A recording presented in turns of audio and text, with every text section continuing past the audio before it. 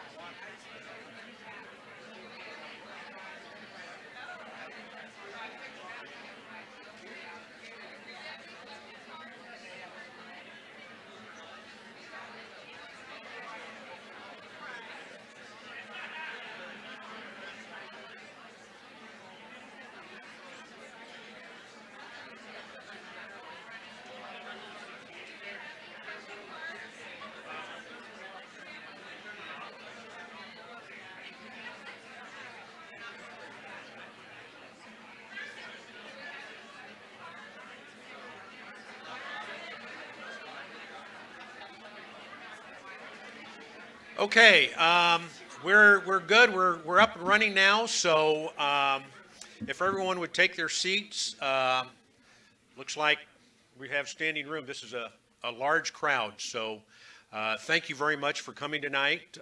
It is the 6th candidate forum ever since 2005 that East End Improvement Association has done.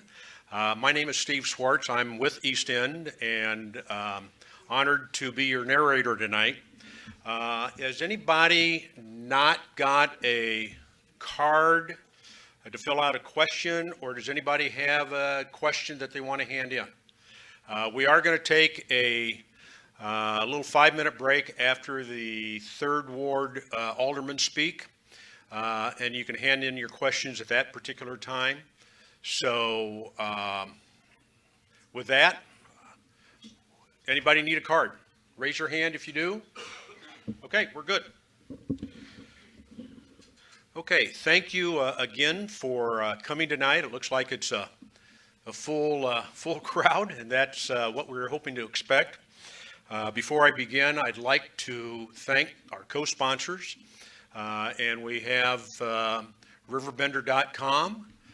We have the WBGZ Big Z 1570 AM on your dial. And we have the Alton Telegraph that are co-sponsoring this with us, and we thank them. Also, we want to thank the staff, the Great Rivers Ascent Hotel here. They put this on, they do a good job, so appreciate them.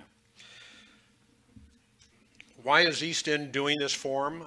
For actually 2 purposes. One is to introduce the candidates to the community. We feel that it is important that the community know who's running, and also hopefully to increase the voting here in Alton. So those are the purposes. I'd like to mention a little bit about East End, just exactly what we do. East End has been around since 1850s under the Terverines. We incorporated in 1869, so we are one of the oldest charitable organizations in the community. We are known for, of course, the Halloween Parade, which has been going on since 1916. The Memorial Day Parade, which goes all the way back to 1868, and I believe it's one of the oldest parades in the nation, and I think we're contiguous, and I don't know if anybody else has had a continuous parade since 1868. We do 2 scholarships, $2,000 scholarships from graduating high schools. And Alton High, Marquette, and Mississippi Valley. We also get involved in the Wonderland Christmas lights, Salvation Army ringing the bells. We've been partners with North Alton Godfrey Business Council for the Benjamin Godfrey Trail. So we do quite a lot, and one of the things that we have done, if you go down Albee Street and at the VFW, you see the World War I doughboy there. We commissioned that, and that was presented to the city in 1922 and moved out to the VFW in 1975. So we go back quite a bit, and it's still there.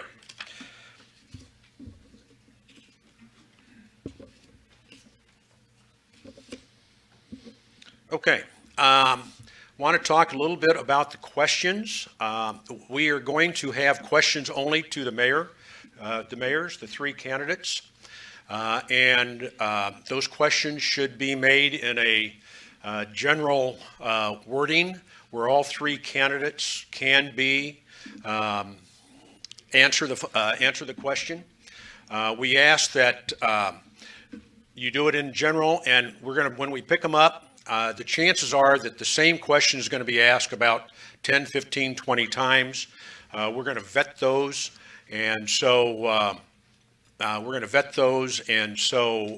we'll get the important questions, and we might change a little bit of the wording so all three can answer, but that's going to be the important. So ask your questions in general terms. We are going to take a little break after the third alderman speak, and you can hand in your questions at that particular time.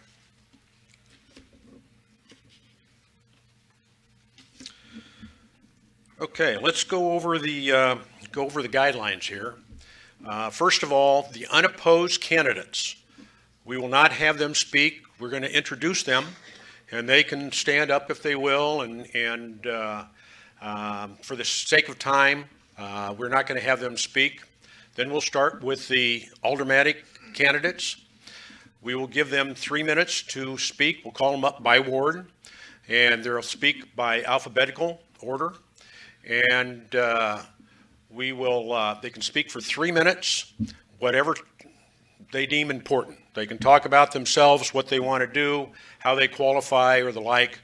So we're going to let that 3 minutes, and the mayors will be called up. We will draw before they speak and the order in which they're going to speak and answer questions, and then we'll do it on an alternating basis after that. The mayors have 2 minutes for an opening statement. Then the questions, 1.5 minutes to answer the questions, and then they'll have a 2-minute closing statement.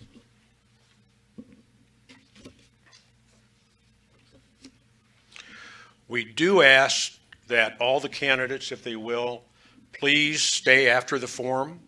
That way, you as residents can ask the question or ask questions to them that might not be in general, might be pertinent to you or anything like that. So we do ask that the candidates stay after the forum.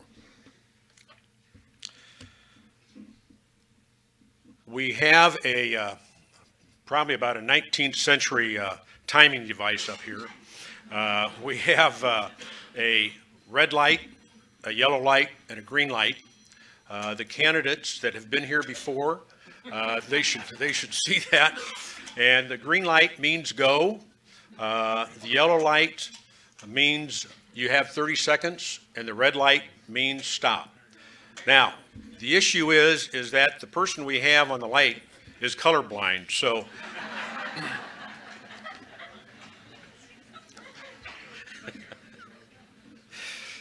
anyway, we ask that you keep your statements and your answers to the time limit given.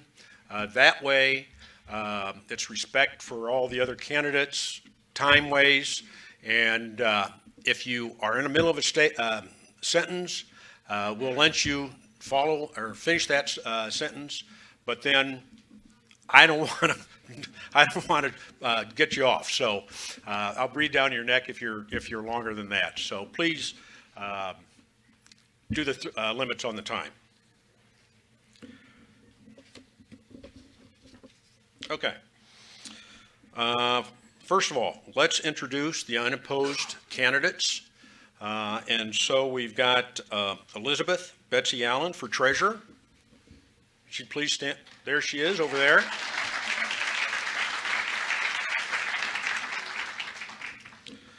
For Ward 1, we have Chris Bone.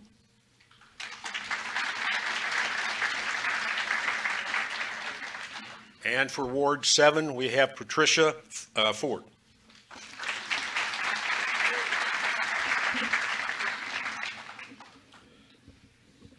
So thank you very much for running. And all candidates, thank you very much. It takes a lot of work to run for a public office. And so whether win or lose, we thank them for running. Okay, second ward. If we could have Tiana Gibson, Caroline McAfee, and Martha Pfister come on up, please.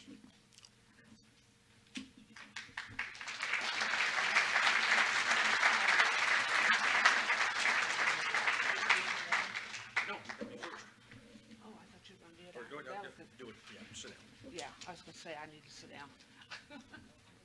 It's alphabetic. Okay. We're going to go alphabetically. Okay. So first off is Tiana Gibson.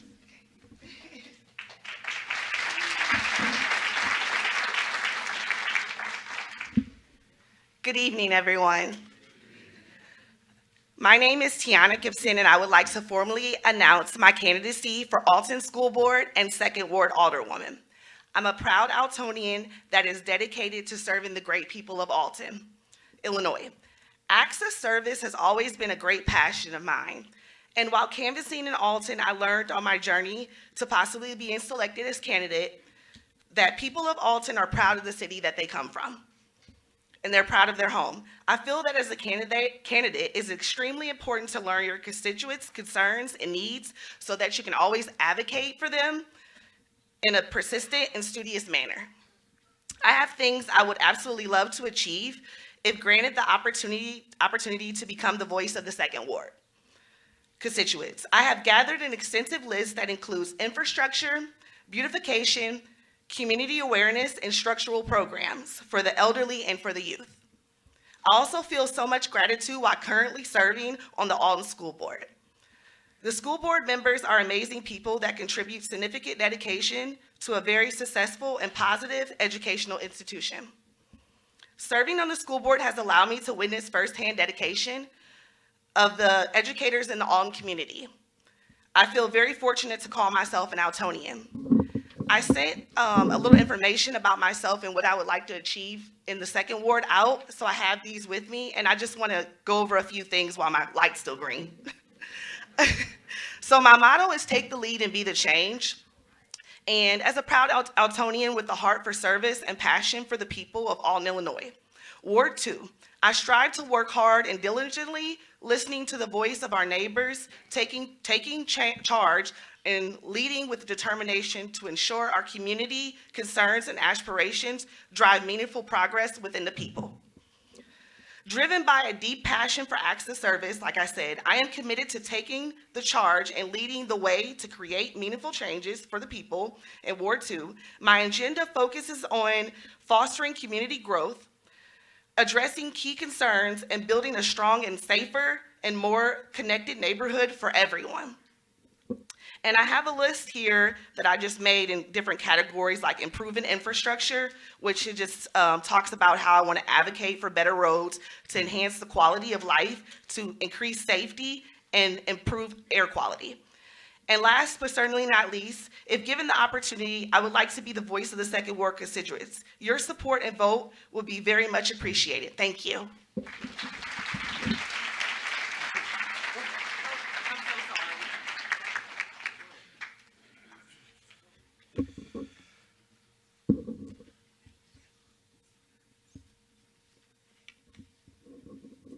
Okay, next is Caroline McAfee.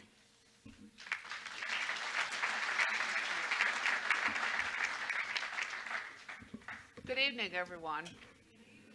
I'd like to begin by thanking East End Improvement Association for sponsoring tonight's forum. My name is Carolyn McAfee, and I have been honored to serve as a second ward alderman in Alton for the past 12 years. I am also a lifelong resident of this great city. Am I not speaking in it right? For 4 years, I served as Mayor Pro Tem under Brant Walker. I consider my role as an alderwoman to be a full-time 24/7. I believe in being there for the around-the-clock when you need help the most. In my 12 years of service, I have missed only 2 council meetings. I am committed to answering your calls in a timely manner because open communication is the backbone of effective leadership.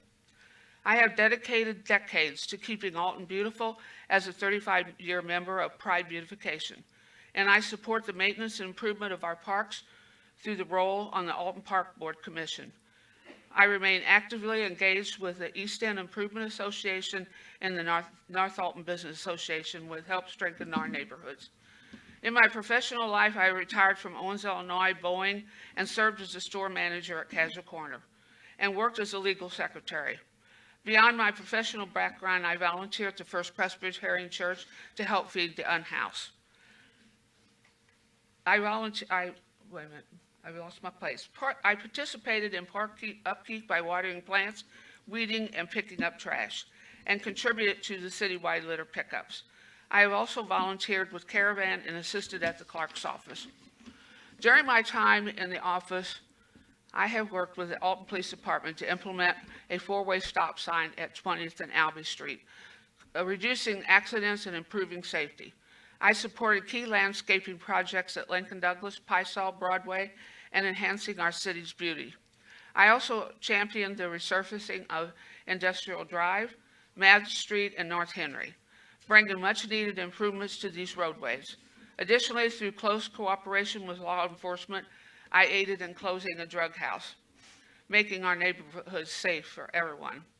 In the upcoming term, I plan to hold monthly meetings with department heads to increase transparency and ensure our city runs efficiently. I will also work closely with the Historical Commission to preserve our historical brick sidewalks and streets, an important part of Alton's charm. Okay. To keep our public spaces vibrant, I intend to work with the Parks Department and hire a full-time gardener, ensuring our parks and landscaping remain beautiful year-round. Additionally, by meeting with the mayor and comptroller, I can help better allocate tax dollars for the benefit of all residents. I'm excited to team up with Ward 1 to host monthly town hall meetings, giving everyone a platform to voice concerns and receive updates. Am I done? Do I have time for about 3 seconds? Yeah. 3 seconds, go. I will continue collaborating with zoning and code enforcement to identify and address problem areas, keeping our neighborhoods safe and inviting. I will continue to mission to make Alton a greater place to live.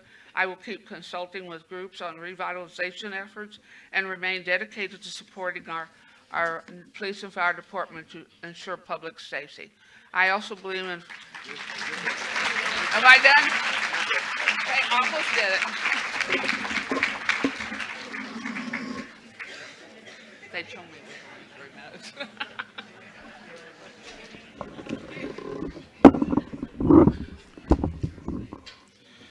Okay, next up is Martha Pfister.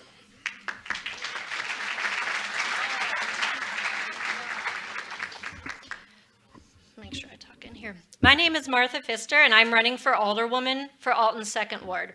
I'm an Altonian by birth, but I'm also an Altonian by choice. After living away from here for some time, my husband and I ultimately chose Alton as the place to raise our 3 kids. I'm not just concerned about Alton today. As a mom, I'm invested in Alton for many years to come. I believe in strengthening residents' sense of community and belonging through increased collaboration and connection. A strong sense of community means that residents have pride in where they live and they want to invest in their homes. They want to start businesses, raise families, and establish roots. Residents who feel connected to their community are committed to making their neighborhoods safer for kids. We need our city to demonstrate that it cares about kids and families. I have plans to upgrade our playgrounds to make sure they're accessible and maintained, and that our beautiful parks are a neighborhood hub for families. I plan to find more opportunities for our city government to support our schools and our school board. We need to make it clear that this is a community that values its youth. My background in working across a variety of nonprofits and social service agencies has shown me the value of collaboration. I'm ready to work across the city to build transparent relationships that don't create divisions, but rather unite Altonians to work together to improve our city. I know how to build trust and partnerships, and I am willing to work alongside anyone inside or outside of City Hall who shares a commitment to Alton. I'm dedicated to creating spaces for connection. I've been connecting to Ward 2 residents since I began petitioning to run for alderwoman, and I love hearing from constituents. One constituent has already offered me the use of his organization's large meeting space located within the 2nd Ward, so that if elected, I'll be ready to hold ongoing ward meetings to help residents connect to each other, and also for me to connect with them so that they can voice their concerns for the city and receive updates on what's happening at City Hall. In addition to standing meetings, I'm also starting a Ward 2 newsletter where I'll share updates from council meetings and other happenings in our community. You can find a sign up for this newsletter on my website, RiverBender.com. I've covered community, collaboration, and connection, but I can also promise you commitment. As you can tell, I'm kind of going for C words here. I'm hardworking, honest, creative, and full of energy, and I'm committed to bringing all these traits to the position if elected as Ward 2 Alderwoman. I am committed to representing the entire ward and ensuring that Alton works for everyone. Thank you.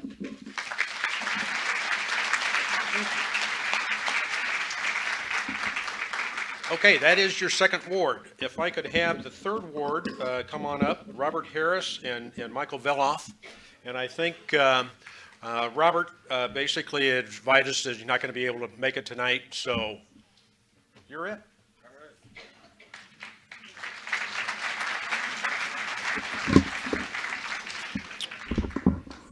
Good evening, everyone. Move this up a little bit. Thank you for being here today. It's great to see so many friends, neighbors, and community members here taking an interest in the future of our city. I'm Michael Veloff. I am running for Ward 3 Alderman, and I'm proud to do that. I was born here, raised here, attended St. Matthew's Catholic Grade School. I graduated valedictorian from Alton High School in class 89. I served in the United States Air Force, and then graduated from Southern Illinois University at Carbondale with a BS in civil engineering. I then went on and received a master's in civil engineering from the University of Kansas. Rock chalk, if anybody here knows what that means. So, I don't think so. For 31 years, I worked as an engineer in both the private and public sectors, rising from a staff engineer to director. I served as the city engineer for the city of Belleville, and I'm currently work as the director of public services for the city of Wood River. From 2009 to 2021, I honorably served as the Ward 3 Alderman, working to improve our community and providing leadership on city council. I'm running because I believe Alton needs strong leadership, someone with experience in planning, budgeting, and responsible investments in our infrastructure. My background in preparing and reviewing for budgets, proposals, zoning codes, and ordinances, reviewing them both in private industry and public service, gives me the tools to ensure responsible decision-making at City Hall. Alton is at a turning point, and the choices we make today will shape our future. We need to strengthen our streets, enhance our public safety, and support our local businesses while managing taxpayer dollars wisely. This campaign is about all of us, bringing new energy, fresh ideas, strong leadership, and a commitment to transparency. With your support, we can ensure Ward 3 is a strong voice at City Hall, advocating for our families, businesses, and community. I look forward to meeting with each of you, hearing your concerns, and working together to make Alton an even better place to call home. Thank you, and I hope to earn your support and your vote Let's build a stronger future for Ward 3 and the city of Alton together. Thank you.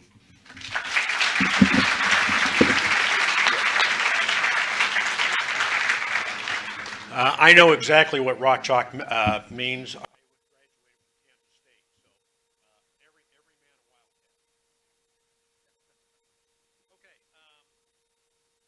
we call up any more on the fourth ward, we're going to take a short break and pick up all the questions. So if you've got a question,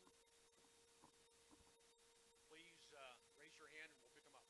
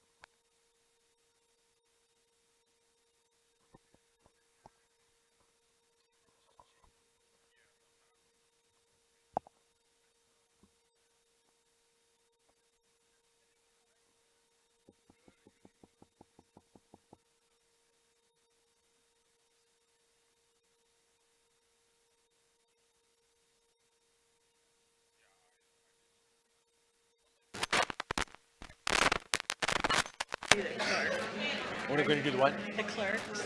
We're going to do the clerks right after the alderman. I just wanted, they love mentioned, so Yeah. I just want to make sure. Right. I'll take that. You want?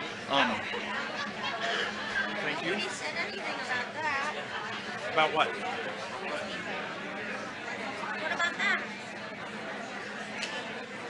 They haven't said anything yet. I know, that's why, Might be a I'm question. asking. Might be a question. Okay, good. Yeah, when they talk into the microphone, it's fine. That lady was standing so far away from her, you could barely hear her.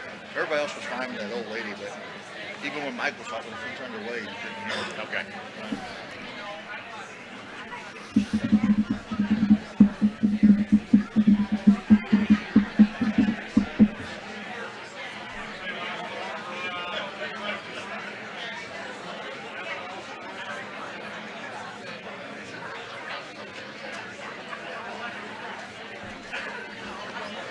Okay, last call for questions. Anybody else? Okay, we'll start up in a couple of minutes again.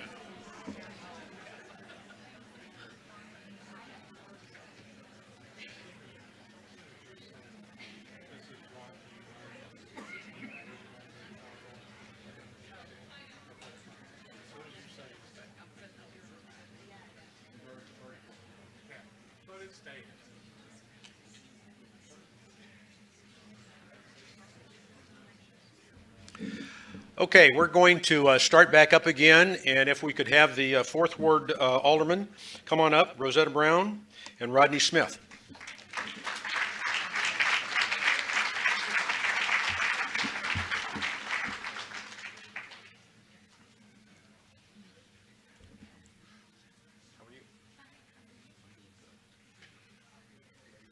Good.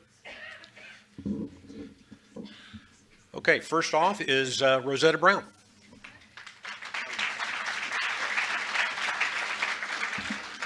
Good evening, everybody. Thank you so much, Mr. Schwartz and the East End Improvement Association. I am here to let you know that it's time for another round with Rosie Brown. Another round with Rosie Brown. I am so honored to have had the opportunity to serve as the Fourth Ward Alderwoman in this city. Not only for the Fourth Ward, but also for the community. This is real. People call me the Alderwoman. I told them I'm not the only Alderwoman in this city, but they call me the Alderwoman. So again, I'm asking for another round with Rosie Brown. My name is Rosie Brown, and I am honored to be the 4th Ward Alderwoman. I am the proud mother of 3 children, Anna Rose, Izell, and Rayshawn, the daughter of Mother Anna Lewis and the late Pastor George Lewis. I was born and raised in this awesome city. I attended the Alton School District and pursued my Bachelor of Science in Organizational Leadership and my Master of Science in Human Resources Management. I started my community involvement at a young age. I did not go up the elevator, I went up the steps. At a young age, by joining the youth chapter of the Alton Branch NAACP, serving as board member of the Madison County Urban League, I am now the first vice president of the Alton Branch NAACP, and all of this paid off. I am the proud founder of Socks for Tots, LLC, where socks are distributed throughout this area, and thank you all for your support. I am a member of Delta Sigma Theta Sorority Incorporated, the Madison County Leadership Council, James Killian Park Beautification. I am a woman of distinction with the YWCA. I'm a deputy register, a notary, chairman of the board of the Alton Godfrey Human Development Center, past matron of Bright Hope Chapter number 85. During my term, I have established a lot. I've established the 4th Ward monthly meetings. I've established quarterly field trips for the youth, the 4th Ward picnic, 4th Ward choir, 4th Ward reading club, and I was very instrumental in getting restrooms at Killian Park after about 30 years. Also, at Rock Spring Park, there is a new soccer court, and it's really pretty. And I am instrumental, along with others, in planting fruit trees in our neighborhoods. And I am also instrumental in putting our first new Christmas tree, 16-foot Christmas tree at State Hall Circle, around the circle in Alton.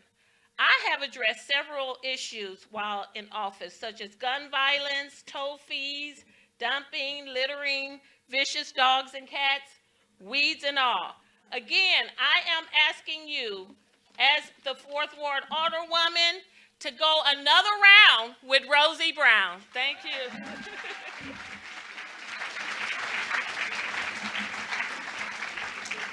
And Rodney Smith.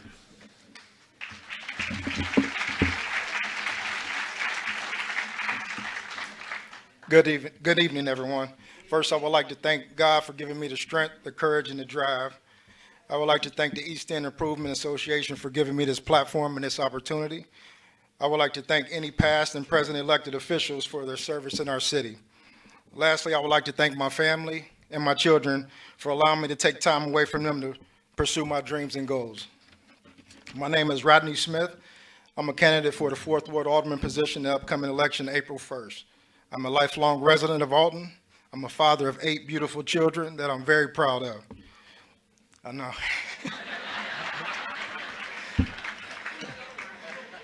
I graduated from Alton High School in 1999. After graduating, I enlisted in the United States Army. While in the Army, I was stationed at Fort Lee in Virginia, Fort Leonard Wood in Missouri, Fort Campbell in Kentucky, and Camp Page in Korea. After serving in the Army, I continued my education at Lewis and Clark Community College, receiving my associates in criminal justice. I then went on to work for Illinois Department of Corrections as a correctional officer. I served as a correctional officer for 8 years, working at Sheridan Correctional Center and Southwestern Illinois Correctional Center. While working in corrections, I began to see several youth or young men from the Alton area come through the prison system. So that made me feel like I needed to do more for my community. So I then left the Illinois Department of Corrections and began working with youth at the Catholic Children's Home here in Alton. I currently hold the position of residential coordinator now at the Children's Home. I co-founded a free program called the Southern Illinois Warriors. Our goal was to give the youth a safe place to come throughout the summer as we taught the youth team building skills through the game of basketball. I also coached football for the Alton Renegade football program for 8 years. So as alderman, I will continue to dedicate my time to our youth, making sure they have the resources to help them succeed in life. I will also work to improve our streets and parks, cut the red tape and support small businesses, hold the line on property tax levy, increase resources for public safety, strengthen building and zoning. Remember, these are just some of my goals, so if elected, it would be my duty to serve the residents of our city. If you have any concerns, feel free to contact me. I would love to hear some of your ideas for making our community a better place. We have to work together as a community to make things change. So let's go forward together. Thank you for your time.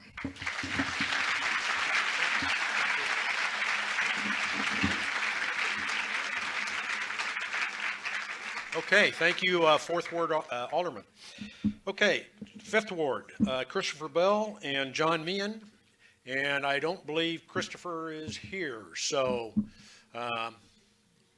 John?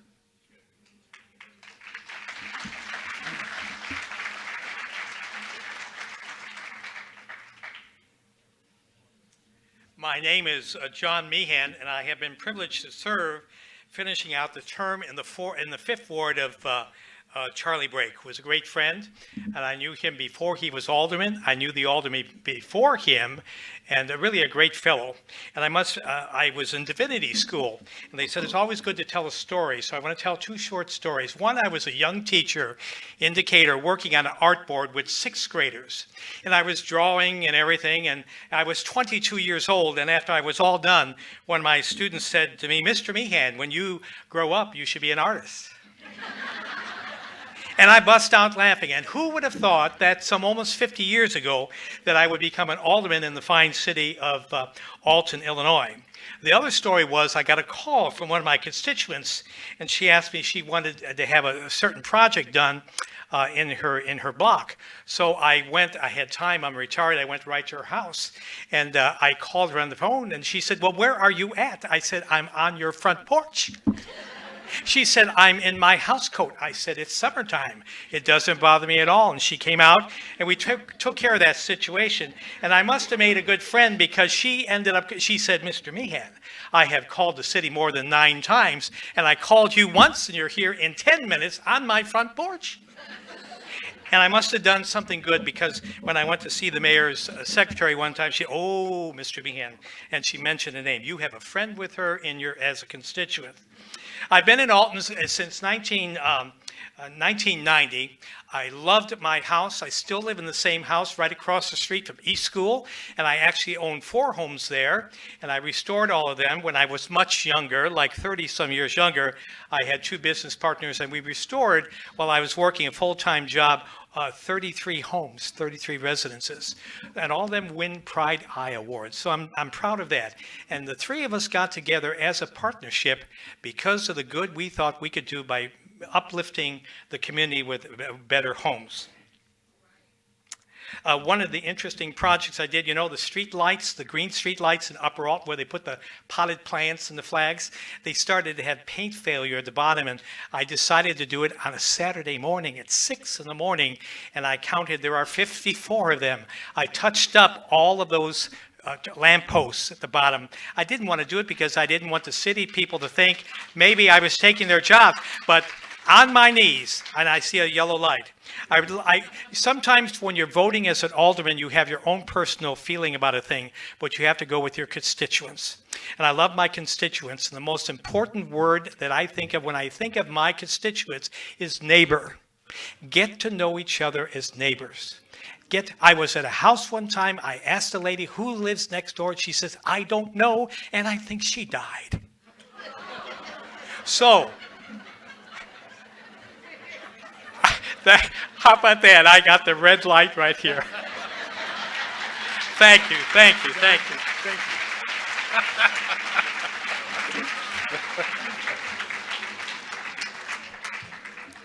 Timing on the red light is everything, isn't it? Okay, for the 6th Ward, we have Stephanie Elliott and Kristen Gray.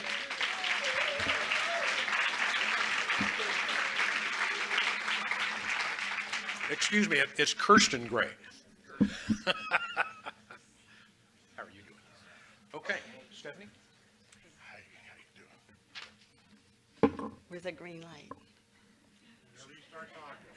You're good. Oh, okay. Good evening.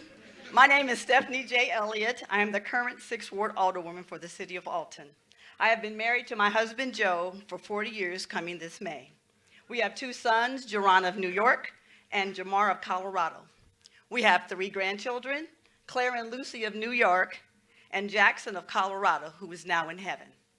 I am a member of Shalom Church, City of Peace of Florissant, Missouri, where my pastor is the Reverend Freddie J. Clark. I received my bachelor's degree in accounting from SIUE and my master's degree in business administration from Missouri Baptist University. Some of my community affiliations include former president and current board member of the Alton Women's Home Association, board member for the SHC Foundation, board member for Irma C. Center, Hayes Center, and co-founder with my husband, Joe, and board member of the organization known as Stephanie's Place for Kids, where we try and encourage, educate, and help children in our community to grow up to be productive citizens. I have worked at the City of Alton under 4 administrations, 2 as the City Comptroller under Mayors Sandage and Haxt, and 2 as 6th Ward Alderwoman under Mayors Walker and Goins. I may not have always agreed with some of the decisions that they made, but I always tried to vote in the best interest of the 6th Ward and the City of Alton. I understand you cannot please all of the people all of the time, but just ask somebody. I'll always try to. I promised you in 2017 I would do my best and give 100% of myself to the 6th Ward and the City of Alton, and I believe I have done that.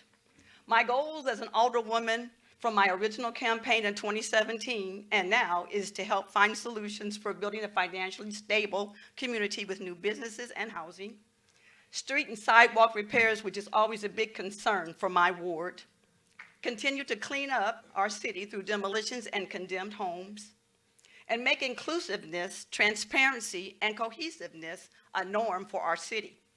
Which, to make that possible, I have tried and I have held and continue to hold 6th Ward meetings every 3rd Thursday at Mavis Coffee Shop on Milton Road at the old Milton School, 5:30 to 7 p.m., where everyone is welcomed. I am seeking my 3rd and final term to complete my goals, as I have stated before. I am asking you to vote on April 1st for Stephanie J. Elliott. That is my name, and I am your current 6th Ward Alderwoman. Thank you for your time, and may God continue to bless you.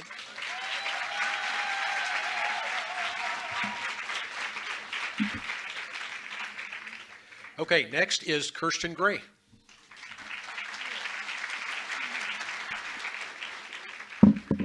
Thank you, and hello to all of you. First and foremost, I want to acknowledge the fact that I'm not a politician. I'm a citizen. I'm just like you guys out there, okay? My name is Kirsten Gray, born and raised in Alton, moved away from the 6th Ward for a little while when I met my wife, and then back into the 6th Ward. As a lifelong resident, business owner, I've seen the struggles that we have with the infrastructure of Alton. I see the struggles that we have with growth, with bringing new business into Alton. Also, as a resident of Alton, I've been a DJ. I've been a DJ for longer than I've been an employee at Olin Corporation. I've worked lots of projects. One of the things that I hear over and over and over again is that our council needs leadership. It needs people that know how to lead. I hope to be the fresh voice to the council, to the city, not just for the 6th Ward, but for the entire city. I'm fully vested in it. I'm not going to take the 3 minutes. Anybody that knows me, I'm straight to the point. I have one last thing that I'll leave you with. I want to bring results to the 6th Ward. I want to be fully transparent with the issues of the 6th Ward. I will, if elected, implement a system that allows residents, the people of the 6th Ward, to submit their concerns and have full transparency to see that their concerns are being addressed. No more waiting till election time to make promises.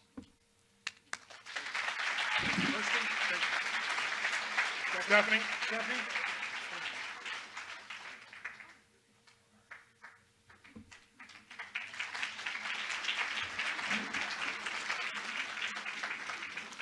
Okay, those are your aldermanic candidates. So we've gone through 7th Ward is unopposed, so we will go to the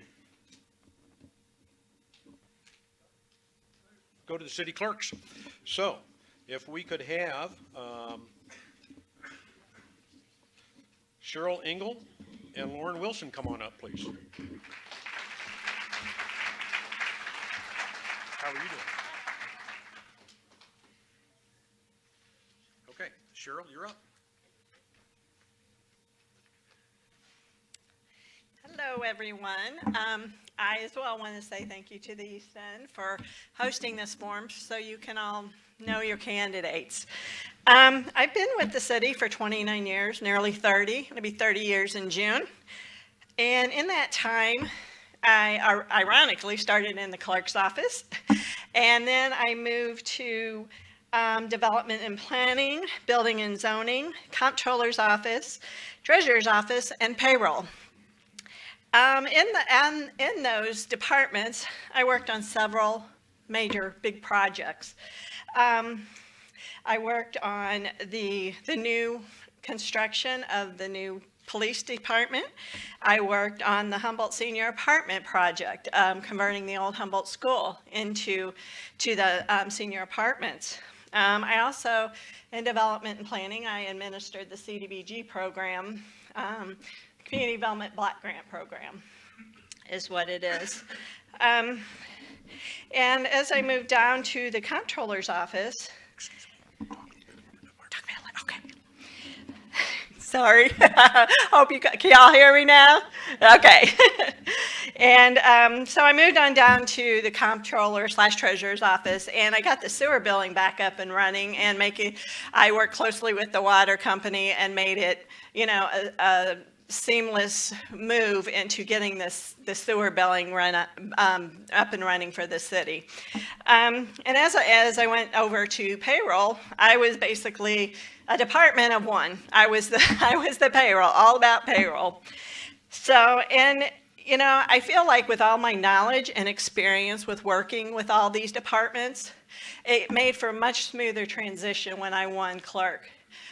Because I know all the department heads, I know how all the, ins and outs of all the departments and how they work. And so that's that has to be a good thing to make the council run, because you have to work with all the departments and you have to know what's going on, and you also, as a liaison between the department heads and all the council. So it's very important that I know that, and I can work with that and make things work much more smoothly.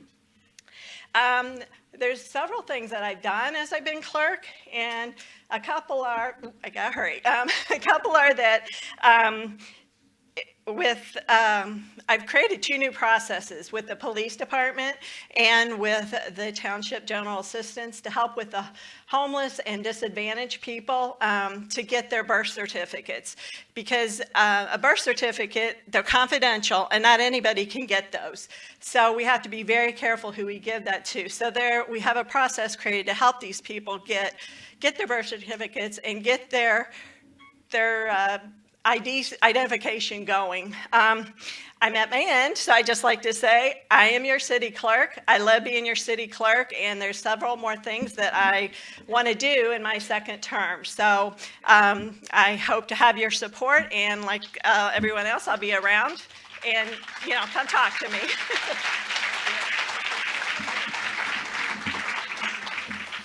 Okay, next is Lauren Wilson.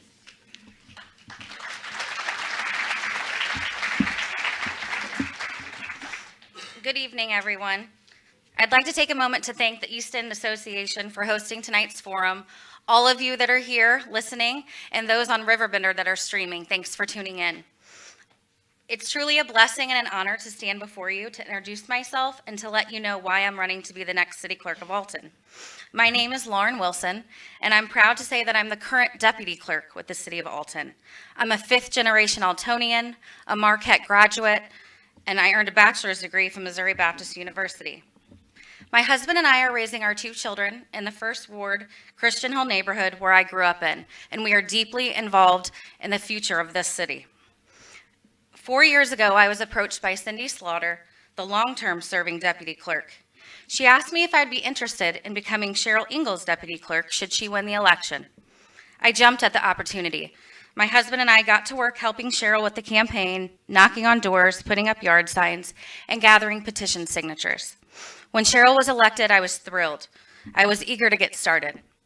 But I knew that I was going to have to step into the deputy role. I wanted to be prepared on day one.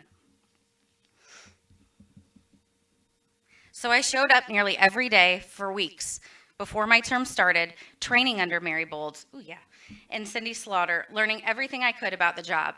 I wanted to make sure that I was ready to hit the ground running, and thanks to their guidance, the transition was smooth. About a year and a half into the term, I was made acting clerk.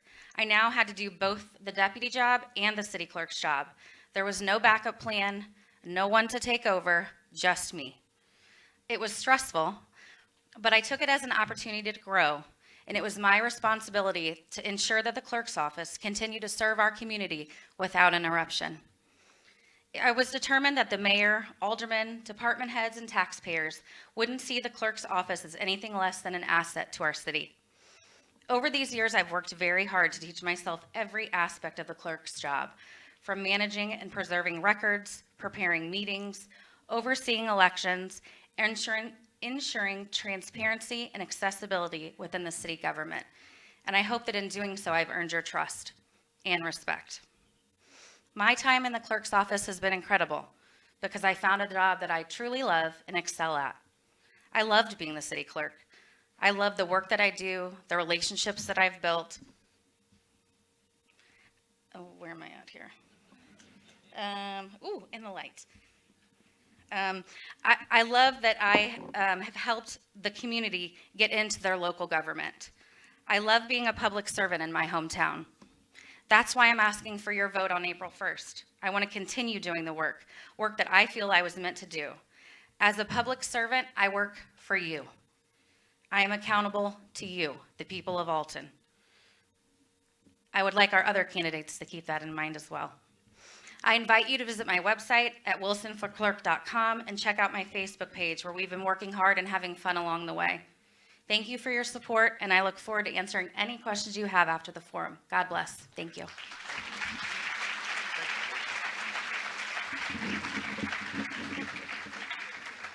Thank you, Sharon and Lauren. Those are your city clerk candidates. Okay, before I invite the mayors up, we're going to draw, as I mentioned earlier, we are going to draw to see what order the mayors talk on their opening statement and how they ask questions. We'll do that on an alternating basis. So I've got an envelope here with each mayor's, or with each individual's name, each candidate's name in it, and I'm going to have Abe draw.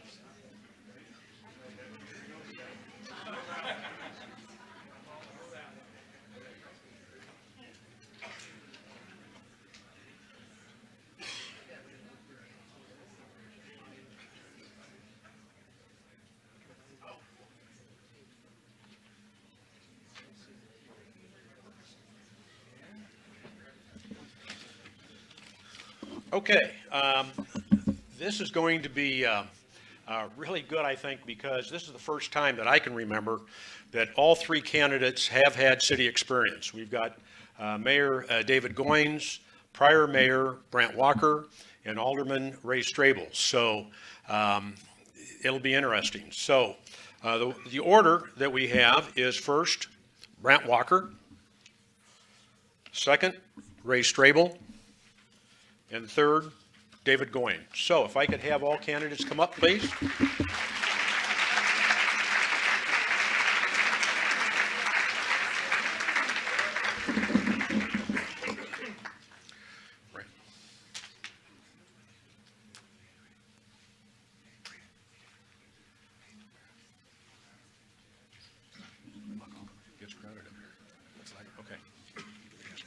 opening statement. Okay, each candidate will be given 2 minutes for an opening statement. So, Mr. Walker first.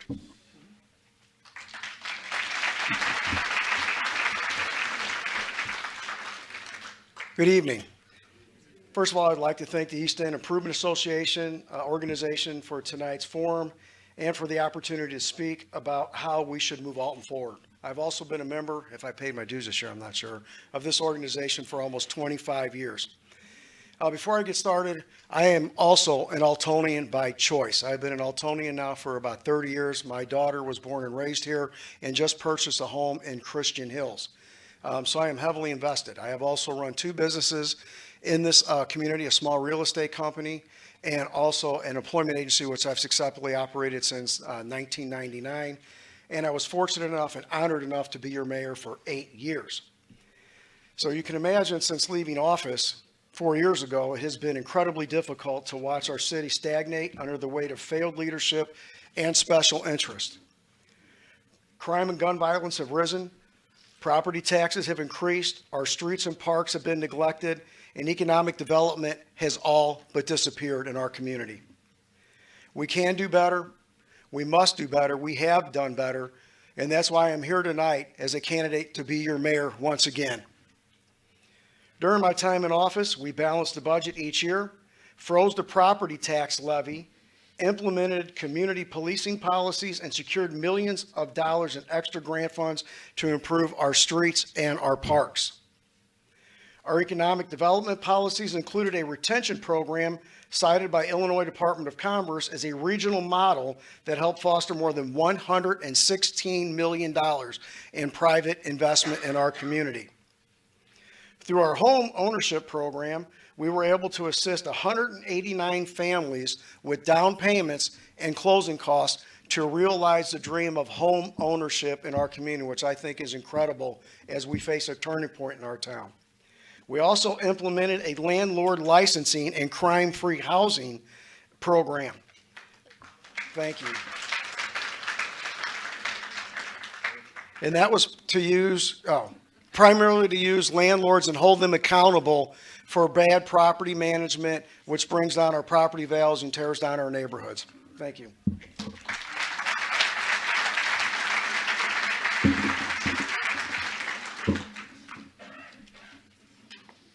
Okay, Mr. Stremel.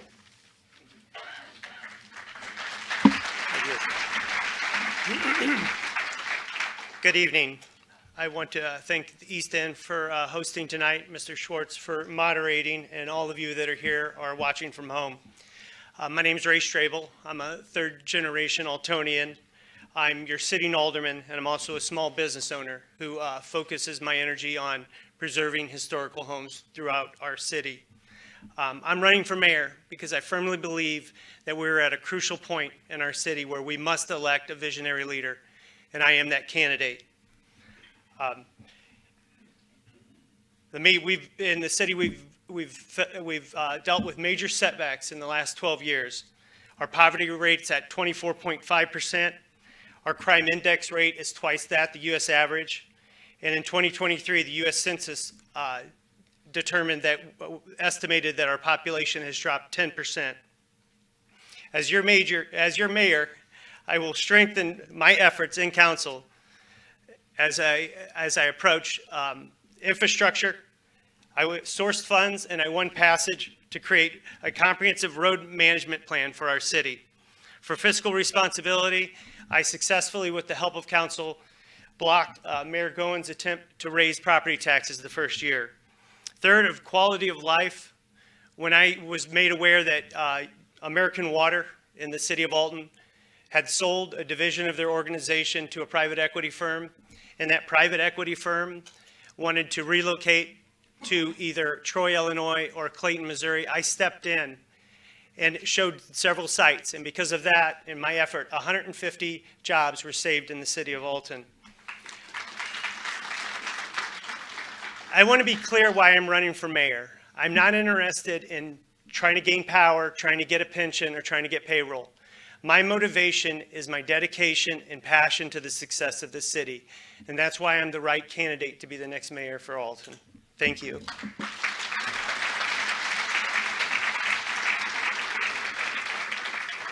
Next up is Mr. Goins.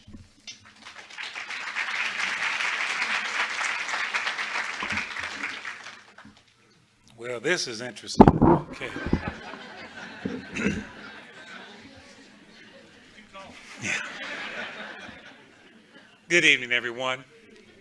I would like to thank the East End Improvement Association for the invitation to this candidate forum and the opportunity to speak this evening and answer your questions. I am Mayor David Goins, and I am seeking a second term to continue to build on the progress that has been made because there is yet much work to do. As I reflect on my first term as mayor, I feel immense pride in the progress we've made together in Alton. We faced our share of challenges, and while we haven't always gotten every decision right, one thing has never wavered: my dedication to serving each and every person.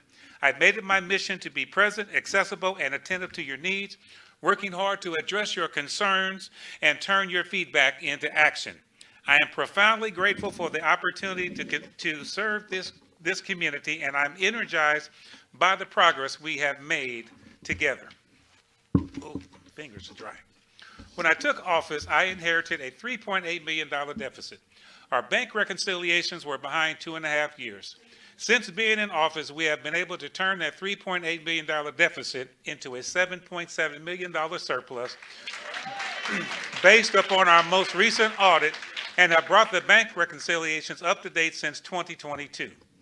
By pursuing fiscal responsibility, we continue to see the city's tax rate lowered each year being in office, while the equalized assessed value of property has increased at the same time. We've captured that growth. And so as we move the city forward, I am dedicated to continue to working hard, and there's so much work to do, and I would ask for your vote for a second term, another round with Goins. Thank you.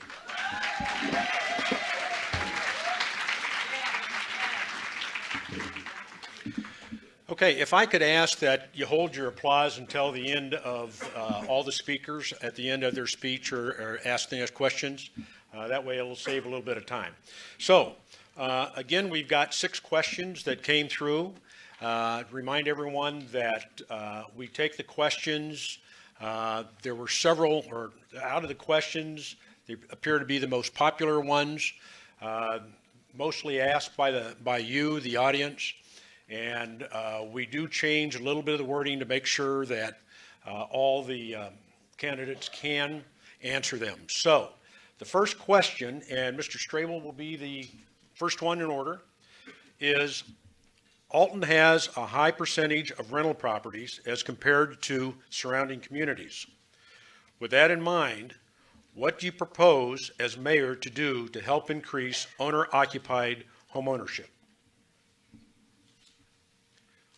And I'll be glad to repeat the question if anyone needs it.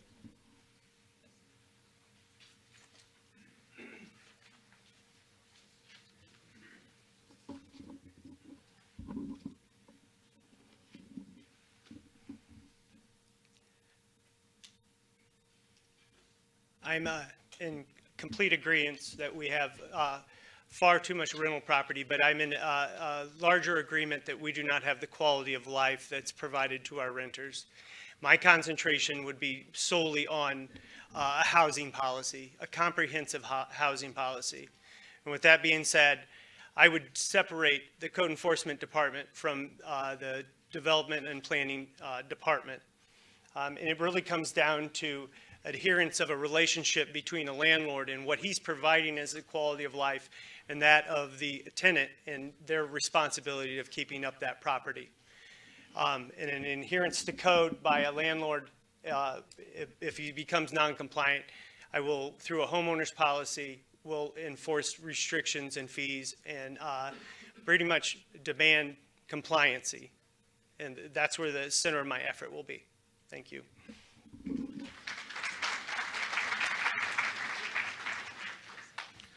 Okay, Mr. Goins.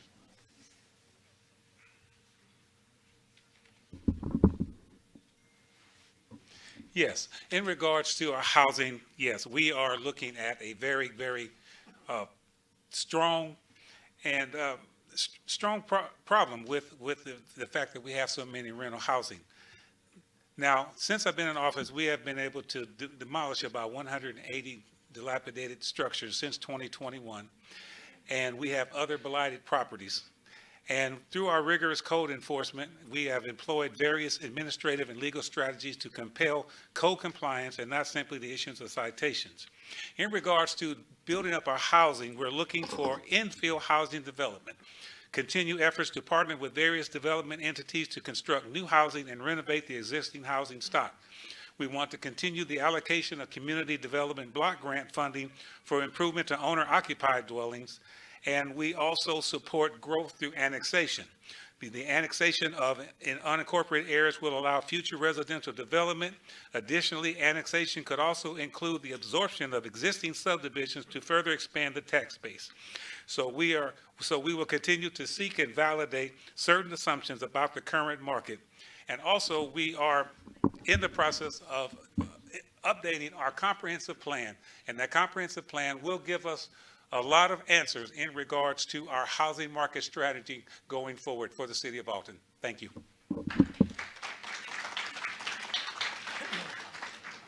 And Mr. Walker.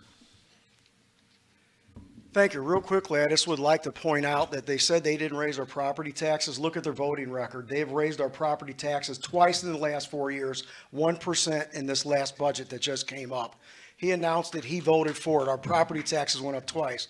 With regards to housing, what Alderman Strabel just said he would like to do, in the 2021 budget, he voted to get rid of that. We had housing and economic development separated, and we had police officers in our building and zoning department. When we get back in, it was called our crime-free housing initiative. When we get back in office, those departments will go back to the way they were. Police officers will go back in building and zoning, and we will strictly enforce our codes. So one of the reasons one of the things we have to address, they said about home ownership, because we are 52% rental, we have got to get our calls for service down, we've got to get our infrastructure right, and we've got to manage the 52% of our landlords before we can talk about people wanting to come here. I can also recommend and highly guarantee you, I will not be looking to change any zoning codes that would allow any more rental properties in our community. 52% is enough. We've got to clean up what we've got, make this an attractive place for people to want to live again, but that's what we will do. Crime-free housing is coming back in. Landlords will be held accountable for the activity due in our community. Once we fix that, you will see homeowners wanting to come back to our community. Thank you.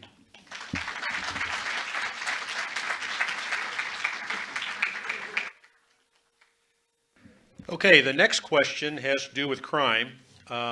Question is, what do you feel are the major challenges facing Alton's first responders?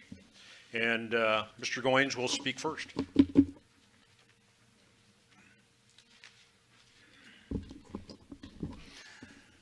Public safety remains a cornerstone of my leadership. And under my administration, many new police officers were hired, including a number of African-American officers. We hired 9 new officers in 2024 alone. All officers are now equipped with body-worn cameras, enhanced accountability and transparency. During my time in office, we have helped the police department in regard to solving crime, for we have purchased and installed 60 license plate readers, with 1 newly installed in State House Circle, which allows every entrance and exit to and from our city to be covered. 25 surveillance cameras strategically placed in and around our city, including 10 surveillance cameras in the downtown area. So that's nearly almost 100 license plate readers, cameras, with more to be installed this year. So these advanced police technologies further support our public safety officers, and that is still a priority. And these initiatives not just capture offenders, but they are also effective in deterring crime. So these efforts have been have led to a notable decrease in crimes such as robbery, burglary, and theft. And contrary to popular belief, overall crime has not gone up since I've been in office. And I support our police department 100%, and I'll do everything in my power to continue to support them and give them the tools necessary to fight crime and do a good job in protecting our city and our businesses. Thank you.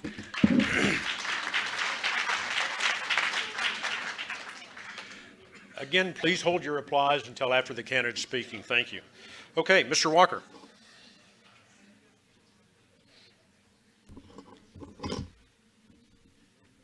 Major crimes grow from smaller crimes. We must strictly enforce the codes that we have on our book, including crime-free housing ordinances. When we were in office, we identified that over 70% of all crime in Alton comes out of rental properties. We were also the first community to bring in the license plate readers that he touted. Those were in here when he took office. We were the first community to do LPRs on our bridge. Now every other community has LPRs on their bridge going down the river.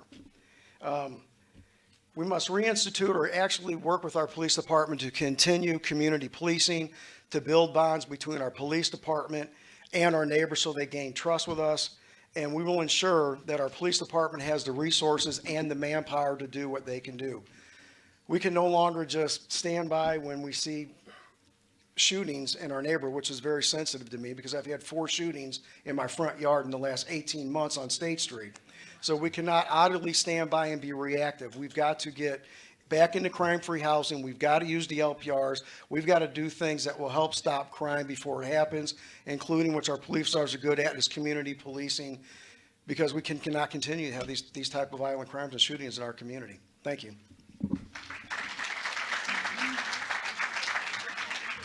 And Mr. Strabel. So thank you. Both of them, they both claim that they've done an incredible job with their crime prevention, but the facts remain. The crime rate's 2 times national average. And in fact, Mr. Walker, with his crime-free housing, in 2019 has been the highest in the last 12 years as far as the crime rate. The answer is simple.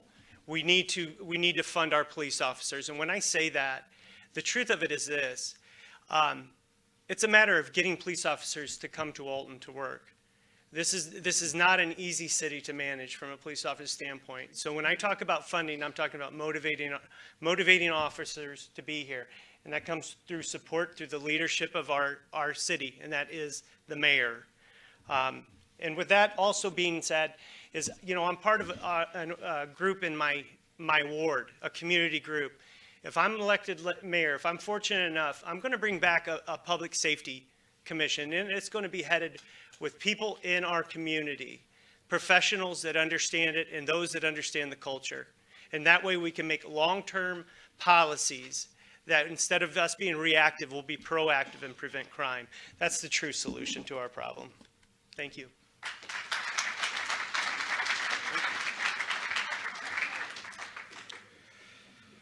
Okay, Mr. Walker will go first on this one. Here is the question. Tourism is one of the Alton's top industries. What will you do as mayor to not only visit and spend money in Alton, but encourage them to possibly stay and invest in Alton?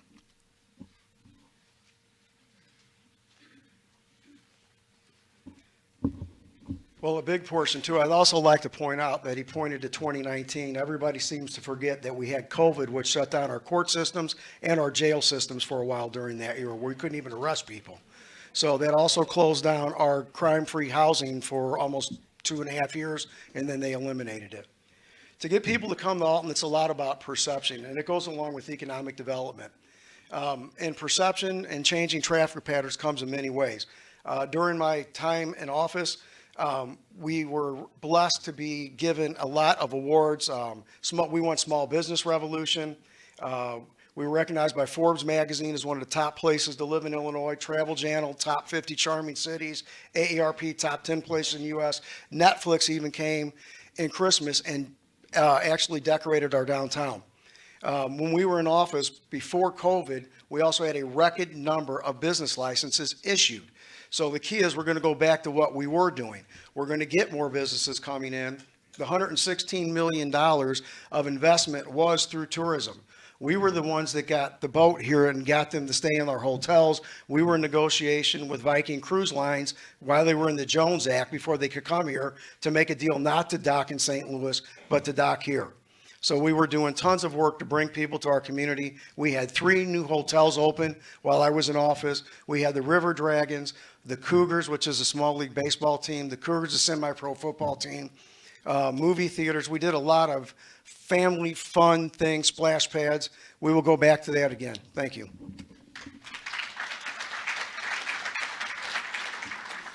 Okay, Mr. Strable.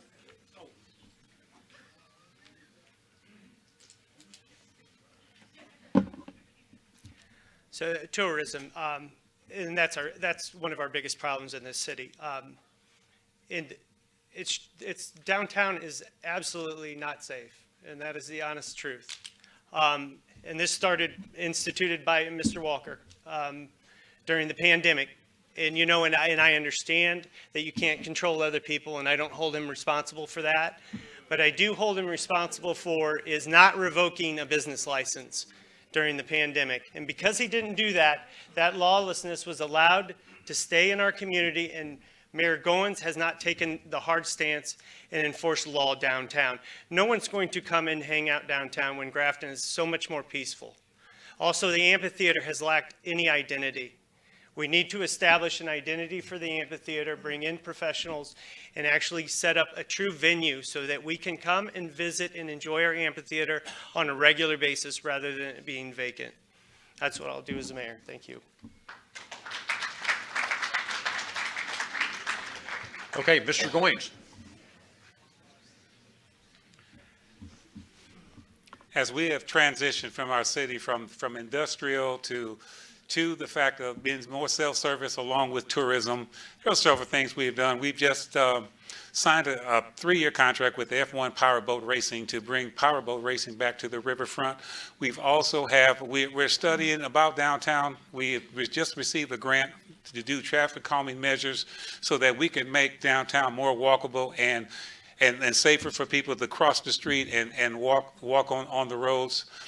Through our planning assistance to states, we are looking at a few more riverfront development so that we can continue to attract visitors to our community, to continue to attract events to our community. And so we're excited about what's going to happen in the future, and we're going to continue to work to make Alton a great place to come, live, work, and play, and visit. And so we're going to continue to fight. We're going to continue to work because tourism is a vital part of our community, and so much has taken place through tourism, and so we will continue to do that. Thank you very much.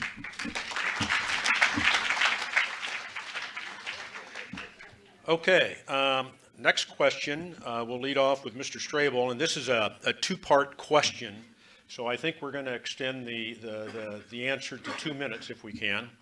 The question is, in light of the past flooding, the Gordon Moore Park cave-in, and the recent Riverview Park mudslide, how do you plan as mayor to budget for emergencies in the city of Alton?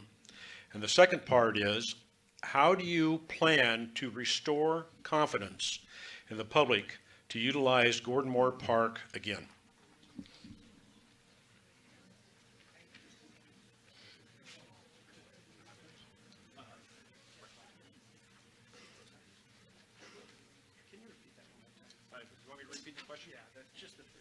Okay, repeat the question.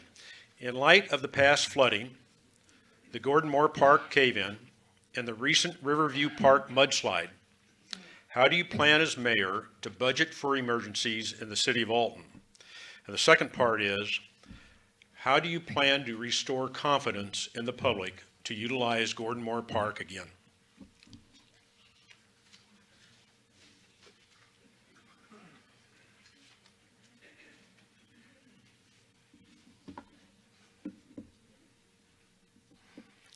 Okay, so we have been hit with some unforeseen tragedies to our city with the flooding, Gordon Moore Park, and the landslide.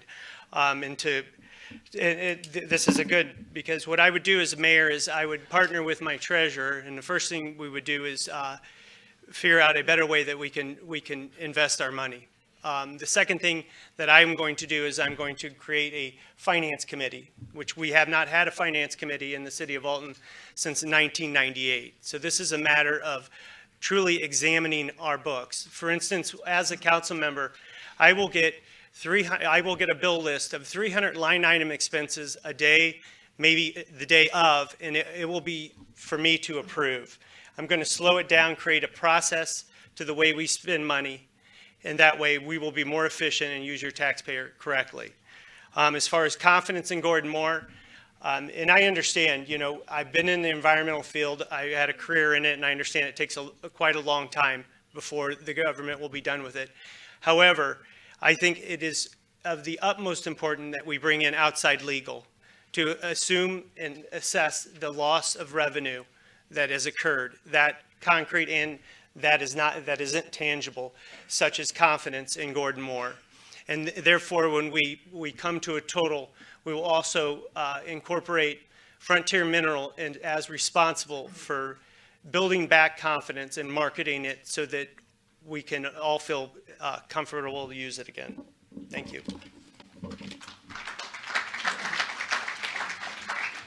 Okay, Mr. Goins.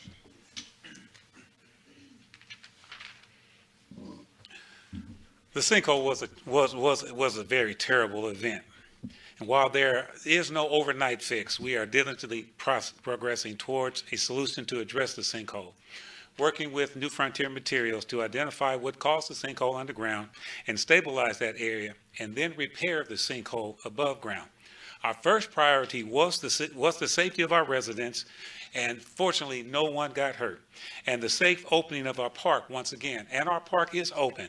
And through the MSHA, our park has been designated safe to come in and still play and have fun, except for that area around Gordon Moore Park. And so we are continually, diligently working.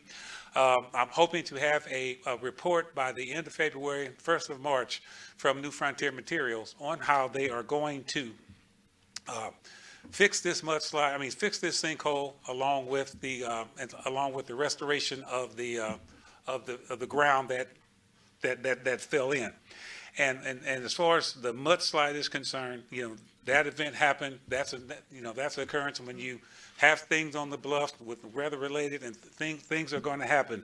The soils above the bluff rocks are very, very kind of low soil, and they are very sandy. And so we are also bringing in the same group that did fix the Riverview Wall, that $5 million project where we were able to restore the Riverview Wall along with Riverview Drive. That same company is coming in to do a study on the bluffs where those mudslides have occurred. And so we are continually monitoring the funds, the different things that we've had to spend to keep security at the park, because we want to make sure, ensure that people don't get near that sinkhole, and we're continually monitoring that situation, and we're going to work diligently to come up with some solutions to fix that sinkhole and also fix that mudslide problem. Thank you. And Mr. Walker.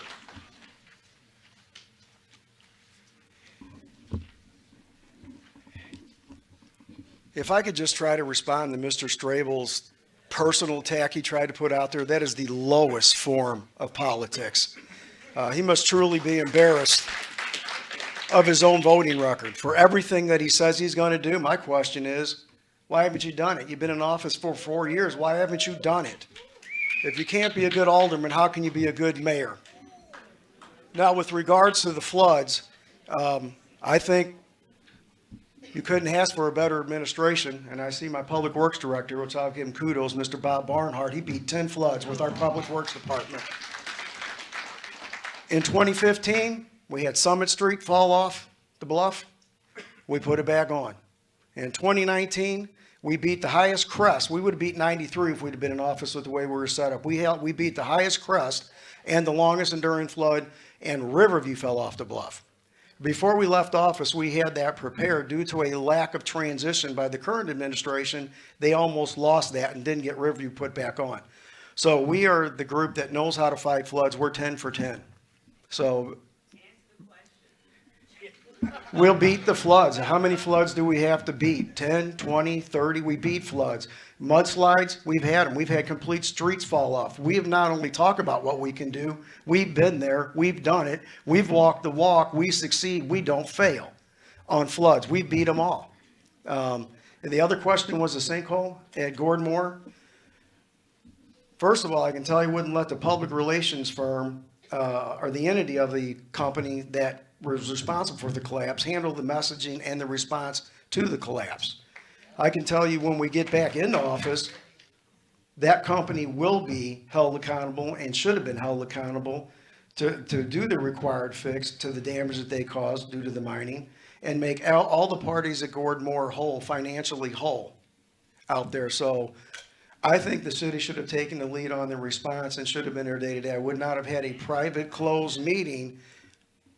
I think I did. We will take over. The mine that was responsible for the damage should be held accountable for the fix, and they should make everybody in the park whole so it's a safe place for our kids to play again. And was there a third portion? That's red line. Oh, okay.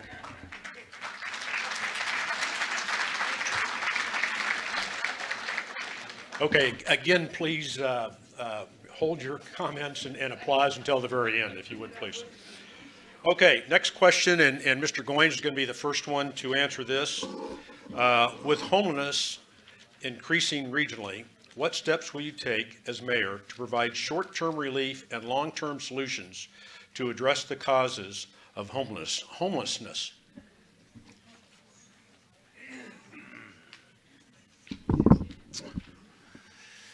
Addressing homelessness is a complex issue that requires a multifaceted approach involving local government, community organizations, and public input.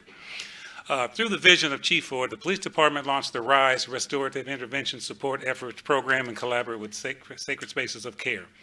This initiative has provided crucial support for the unhoused and those experiencing mental health challenges. 117 individuals were served through the program since its inception in March of 2024. And so we are working diligently to help our unhoused. And so of that number, 16 unhoused clients were referred to shelter programs and housing. 16 unhoused clients were relocated with family. 10 were referred to substance abuse treatment programs, and 17 were referred to mental health services. 30 were provided or referred to a case manager. So we have been very intentional in trying to help the unhoused, and many of them also suffer with drug addiction and mental health challenges. And so through these initiatives, we have seen some success, but there are still more out there who have refused our assistance, but we will keep trying as the work continues. So I'm thankful for Chief Ford for the RISE initiative and partnering with Sacred Spaces of Care to work together to provide help and support to those who are less fortunate.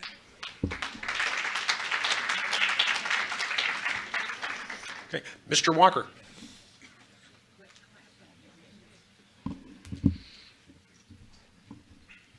Well, I'm sure while we all have the utmost compassion from those suffering from homelessness, homelessness is a problem that no city can handle on its own.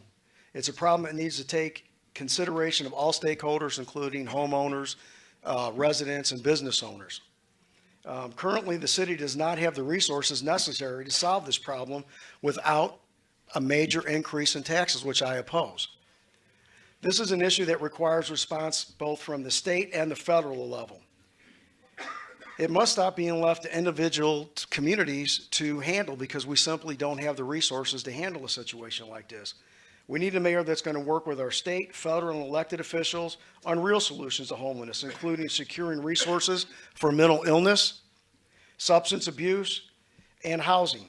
We also must work with organizations with access to the kind of trained staff that have the knowledge necessary to help those who are currently homeless. Clearly, what we're doing right now is not being terribly effective, as everyone in this community knows. That's why it's one of the questions that probably came up quite a bit. But it's going to take all of us. It's a municipal effort, it's a state effort, and it's a federal effort if we're really going to take this seriously. It's going to take a lot of time, and it's going to take a lot of effort, and it's going to take a lot of revenue to make this happen for us. Thank you. Mr. Strable.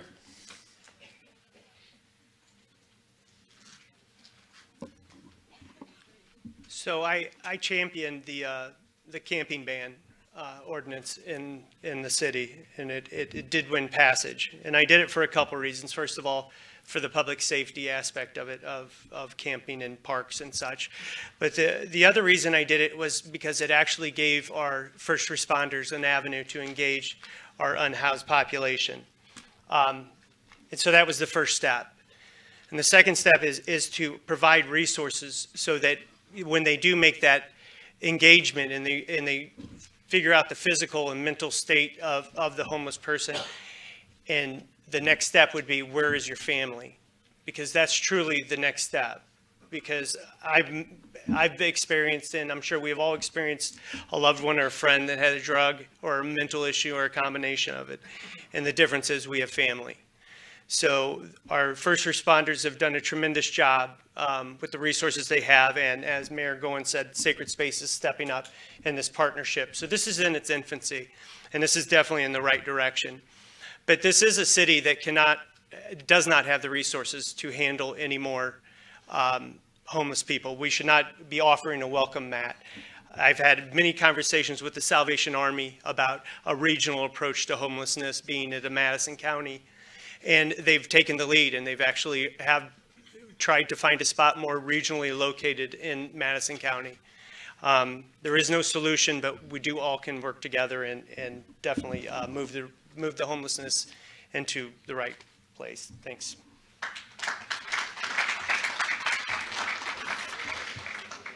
Okay, last question. I thought that'd get some applause.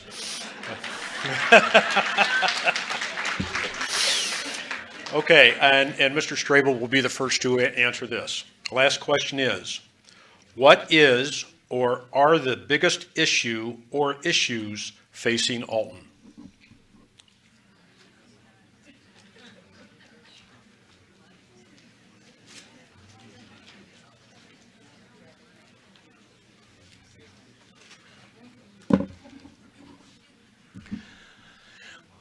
Without question, it's our depleting population. We've 2023 estimated 10% loss. If you look at the balance of taxes versus services offered, it's a losing battle.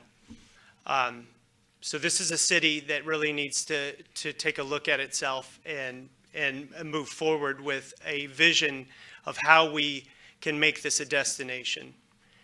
And I do have a vision for that on a social level, the political level, the economic level, and most importantly, the environmental level.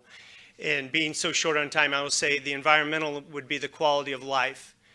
And my investment would be to revitalize our community. We've heard mention of the Community Development Block Grant. This is money set specifically aside for our low to middle income development.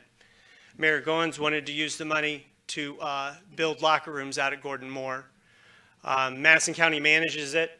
I, as your mayor, will want to rebudget our CBDG and then eventually move into managing it at our home and revitalizing our neighborhood and pumping energy back in it so people will want to come and live here.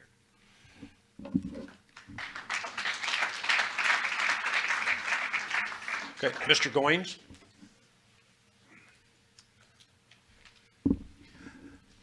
Along with and I agree with Alderman Strabel in regards to population decline, but I think also we need to really focus on our youth. Our youth are our future. They are the future of our community, and we are striving to make things more accessible for our youth, to have our youth more engaged. That's the reason why we have launched the Child Friendly Cities Initiative project, so that we can begin to bring our youth to the table and give our youth a voice so that they can begin to become the future leaders, because they are the ones, years down the road, many of us, we'll be old and we'll be ready to sit back and catch up on our sitting down.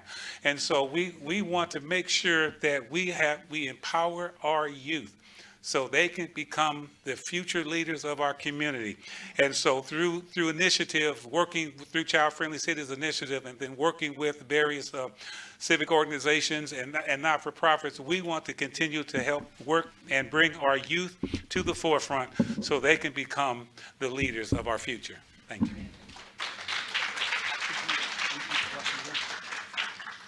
Okay, the question is, what is or are the biggest issue or issues facing Alton? Well, currently, as we probably all drove here this evening, I would say infrastructure is one of our biggest issues. We need to address our infrastructure on our streets so we have safe places to pass. And I would say it's home ownership. We are now a community that is more than 50% rental. I don't believe that's a healthy mix. So I think we need to focus on the home program we have in the city, which we were able to get 189 people to actually own homes here and work with homeowners to actually buy and not rent. Also, we have to work with our police department, which we talked over and over again, to make sure that our calls for service go down. Crime has got to go down. Infrastructure's got to get better. There's got to be a good, clean, safe place for people to live, work, and raise their family. Those are the three issues we need to address, most importantly, in my opinion.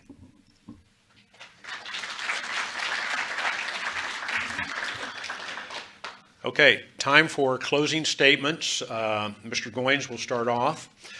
2 minutes for the closing statements. So.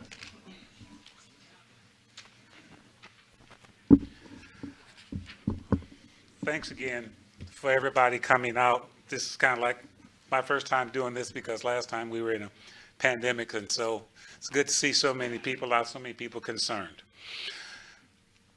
As your mayor, I look toward a brighter future for the city of Alton. I envision a thriving community that is founded on 4 core principles, which are financial stability, improved infrastructure, robust public safety, and sustainable economic development. My vision for Alton is to enhance the quality of life for all residents while ensuring that our city remains a vibrant and attractive place for families, businesses, and visitors alike. As I seek re-election for a second term, I am committed to building on the progress that has been made.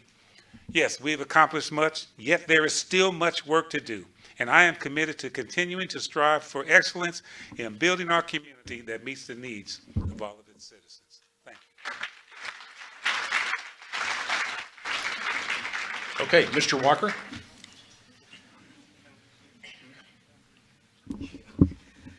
Again, I would like to thank the East End Improvement Association for hosting us this evening. And I would also like to thank you, everyone here tonight, for being here and being engaged in the conversation about our community's direction and our future.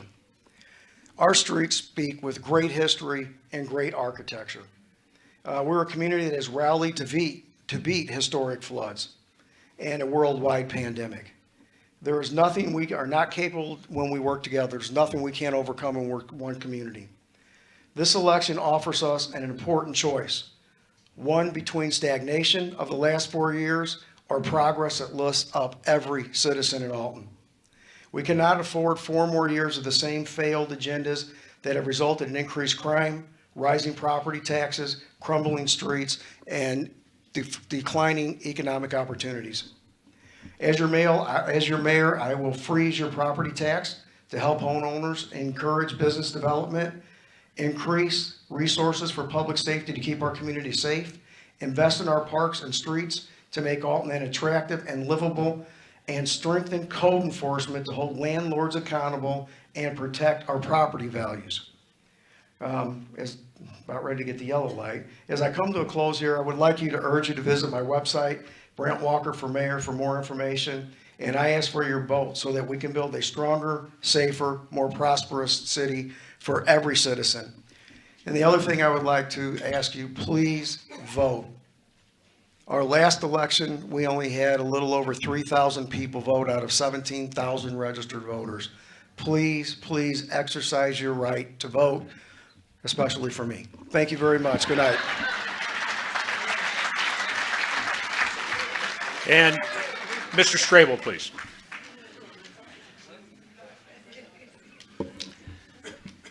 So tonight went as I expected. Both of my opponents claim, they were great mayors. They both fought fiercely to support those claims with their sides of the facts. And then they made the closer, which is pretty much, let me have one more shot at it. Altonians, I'm asking you not to forget the past 12 years. A quarter of our population sits in poverty. Our crime rate is double that of the U.S., and people are leaving our town. This is not a 4-year problem. This is over a decade slide in our city. As your mayor, I will bring positive impacts to our city. As I spoke before, socially, I will create a safe and enjoyable entertainment district. Politically, I will create a true vision for a destination of our town that we can rally and unify behind. Economically, the City Hall will become business friendly, and environmentally, I will increase the quality of life within our city. There's 3 obvious options come April 1st. You can go backwards and you can vote for the past. You can be satisfied with now, or you can vote for me, the future of Alton. You know, it was stated, you know, why haven't you done it? Well, it's because I'm not the mayor yet. And I will agree with Brant Walker. Please vote. Please bring a family member, a friend, and a loved one.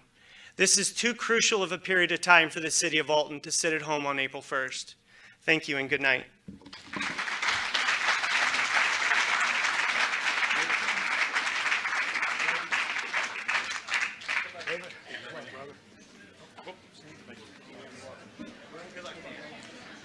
Okay, we're not done yet.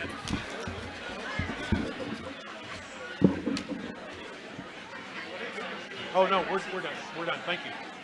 Okay, ladies and gentlemen, a couple of closing notes if I could.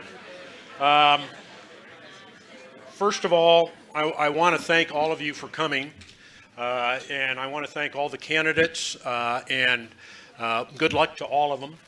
I do want to mention and thank you again to our co-sponsors, which is going to be RiverBender.com, WBGZ, the Alton Telegraph, and I want to thank the hotel for having us tonight on this event. As mentioned earlier, we had two goals in order to do this tonight. One was to meet and hear the candidates. I hope we were successful in doing that. The second one was to increase voting. And just a couple of statistics here. In 2024, Alton has 17,462 registered voters. In the 21 mayoral race, a little bit over, actually, it was more than 3,000, about 3,900, which is about 22% of the registered voters. So needless to say, it's less than 25%. So I agree with all the candidates. Please vote, and I know I am talking to the choir here. You're here and you're going to be voting. But it's important. It is a privilege that we have to vote, but it's also our responsibility to vote.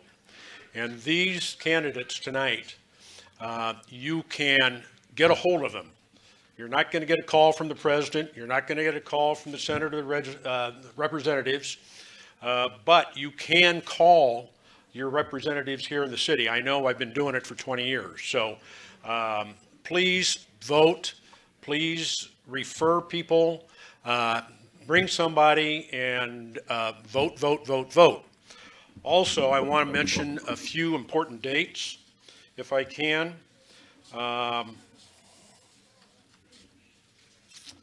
If I can get it here. Well, I'll go my memory. Early voting starts in Alton February 17th. So well, according to Madison County, that's Edwardsville. According to Madison County, we checked it today, it's the 17th. Early voting. Yeah, right, February 17th, yes, in 2 weeks. Excuse me. And you can early vote at the old St. Patrick's School, Scott Bibb Center. And so that's going to be on St. Patrick's Day. Please celebrate after you vote. And so with that, that is the end of tonight's presentation. Again, I want to thank you all for coming. We appreciate it very, very much. So thank you.